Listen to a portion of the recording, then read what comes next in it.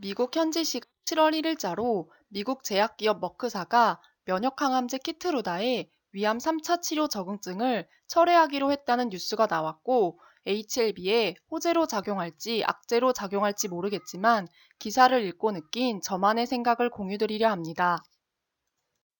키트루다는 2017년 9월 키노트-059를 기반으로 이전에 2회 이상 치료를 받은 위 또는 위식도 접합부 치료에 신속 승인을 받았습니다. 키트루다 투여 방식은 경구용 리보세라닉과 달리 정맥 주사로 투여됩니다. 보통 임상의가 치료를 결정하며 일반적으로 3주 간격으로 30분에 걸쳐 투여됩니다. 위암은 동양인 환자가 많은 대표적인 질병이며 세계적으로도 위암 발생은 연간 100만 명에 달합니다. 키트로다는 T세포 표면에 PD-1 단백질을 억제해 PD-L1 수용체와 결합을 막고 T세포를 활성화하는 기전으로 작용합니다. 첫 번째 적응증인 흑색종에 이어 폐암, 두경부암, 위암, 자궁경부암 등 30개가 넘는 암종에서 우수한 효능을 보이면서 전 세계적으로 압도적인 성과를 과시하고 있습니다. 지난해 글로벌 매출 10조 원에 돌파하면서 휴미라에 이어 매출 2위 품목에 등극했고, 26년에는 글로벌 매출 1위에 오를 것이란 관측이 나오고 있습니다.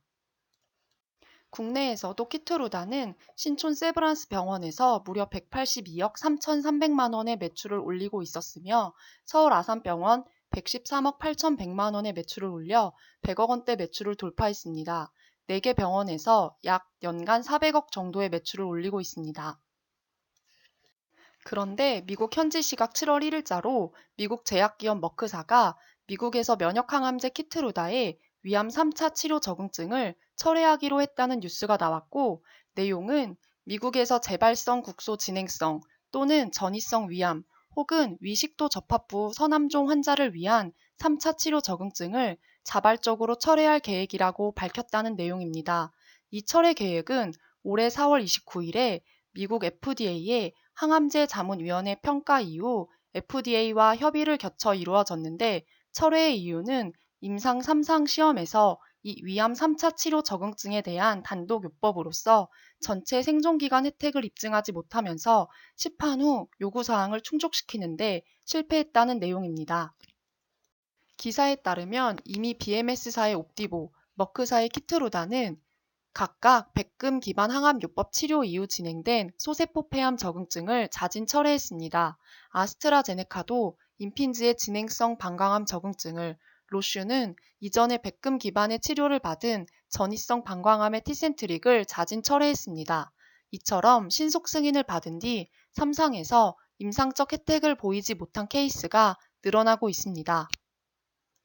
키트루다는 2017년 9월 키노트-059를 기반으로 위암 3차 치료의 신속 승인을 받았고, 신속 승인은 시판 후 확증적 임상을 조건부로 이상 시험 후 허가가 되는 제도입니다.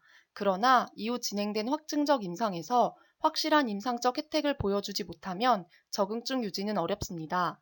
지난 4월 FDA 자문위원회는 면역항암제의 6개 적응증을 재검토했는데, 자문위는 키트루다의 위암 3차 치료, 옵디보의 간세포암 2차 치료 적응증 유지에는 반대했고, FDA와의 합의 끝에 머크사는 6개월 후에 철수를 시작한다고 합니다. 키트루다 임상 3상 키노트-061은 1차 치료를 받은 이후 진행된 위 또는 위식도 접합부 선암 환자 592명을 대상으로 실시됐으며, 키트루다 단독요법이 파크리탁셀과 비교된 연구인데, 임상 결과 전체 생존 기간에 해당하는 1차 평가 변수가 충족되지 않은 것으로 나타났고, 또한 무진행 생존 기간 면에서도 통계적 유의성이 관찰되지 않았습니다. 키노트-062에서도 세포 독성 항암제와 키트루다와의 병용도 전체 생존기간과 무진행 생존기간을 입증하지 못했습니다.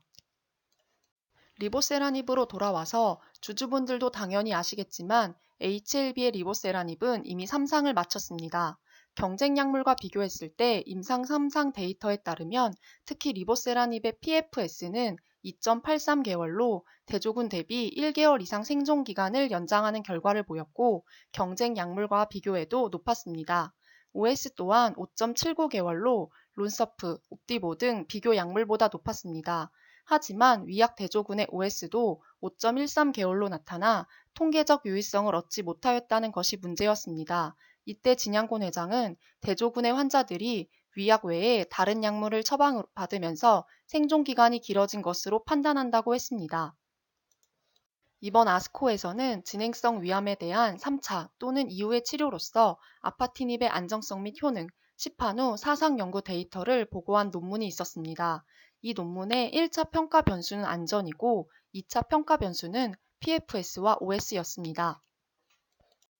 여기서 사상 시험이란 이미 유효성과 안정성이 인정되어 시판되고 있는 약에 대한 시판 후 조사 과정, 줄여서 PMS로 시판 후 치료 과정을 통해 수집된 효과와 부작용 등을 재평가하고 개선점을 찾기 위한 과정을 말합니다.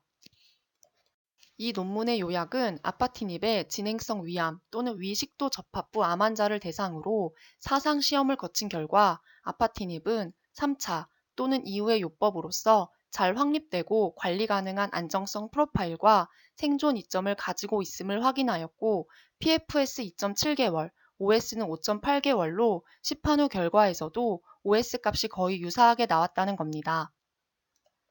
여기서 중요한 건 대조군과 별 차이가 없어서 문제가 되었던 OS의 데이터가 2004명의 환자에 대한 시판 후 조사 결과 OS 중앙값이 엔젤 스터디에서 발표되었던 5.78개월과 매우 유사한 5.8개월이 입증이 되었습니다.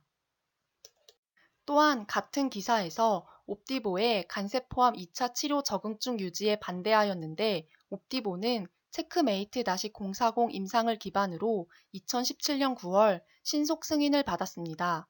전체 반응률 14.3%로 완전간에 3명, 부분간에가 19명으로 기록되었습니다. 이후 체크메이트-459 임상에서 소라페닙 14.7개월에 비해 높은 16.4개월의 중간 생존 기간을 기록했으나 통계적 유의미성을 확보하지 못했다는 것이 변수로 작용했습니다.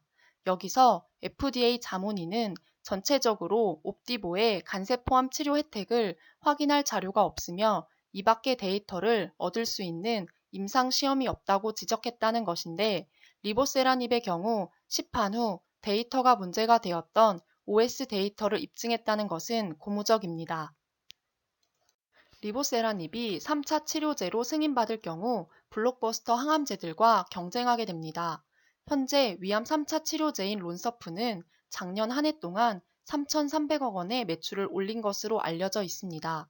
FDA에서 위암 3차 치료제 키트루다의 승인을 철회한 것이 HLB에 있어서 당장 호재로 작용할지 악재로 작용할지는 모르겠지만 오늘 뉴스에서처럼 항암제들이 FDA의 의약품에 대해서 검증을 다시 받고 통계적 유의미성을 근거로 철회되고 있는 와중에 엔젤로 명명된 임상 3상에서 PFS와 ORR이 뛰어났고 당시 문제가 되었던 OS 데이터가 시판 후 데이터를 통해서 5.78개월과 매우 유사한 5.8개월이 입증되었다는 건 HLB의 NDA 신청과 나아가 FDA의 승인에 있어서 중요한 데이터가 되기를 기대하겠습니다.